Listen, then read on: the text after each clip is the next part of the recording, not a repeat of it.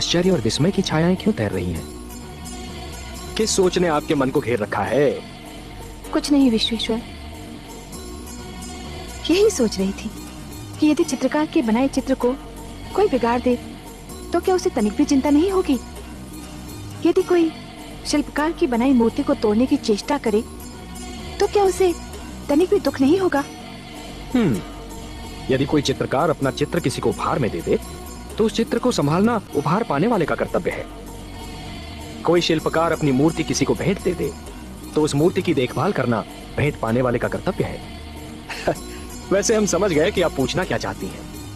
आप तो अंतर्यामी हैं। लगता है आप हमारी धरती पर घटने वाली घटनाओं से पीड़ित हो उठी हैं। हाँ पद्मनाभ, मैं बहुत दुखी हूँ। क्यों हो रहा है ये सब? क्यों मचा है ये हाहाकार? प्रेम बनाया था तो घृणा क्यों बनाई? जो हो रहा है हो सकता है वो वही हो जो स्वयं विधाता ने लिखा हो। और अपना लिखा तो स्वयं विधाता भी नहीं मिटा सकते ना।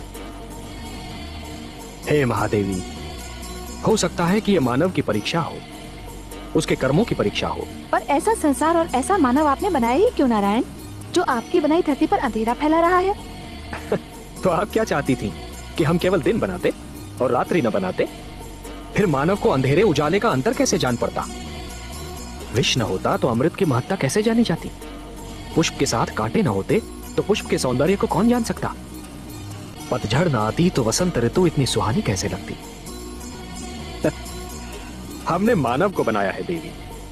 मानव इतिहास को बनाने का कार्य हमने अपने हाथों में नहीं रखा, वो तो उसी पर छोड़ दिया है। अभी तो उसे अपनी शक्ति का आभास हुआ है। इसी से उसे न्याय अन्याय, सत्य असत्य, धर्म अधर्म और पाप और पुण्य की जानकारी भी होगी। हमने बुद्धि दी है मानव को, विवेक दिया है उसे। और यदि मानव ने विवेक से कार्य नहीं किया तो? यदि धरती पर रात्रि इसी प्रकार दिन को निगलती रही तो, अंधकार प्रकाश को डसता रहा तो, तब क्या करेंगे आप? चिंता मत कीजिए देवी। यदि असत्य और अधर्म अपनी सीमा को पार कर गए, यदि धर्म की हानि होने लगी, तो हम स्वयं धरती पर जाएंगे। हम वचनबद्ध हैं। परित्राणाय साधूनां विनाशाय च दुष्कृतां धर्म संस्थापनार्थाय संभवामि युगे युगे। अपनी लीला तो आप ही स्वयं जानते हैं पद्मनाभ।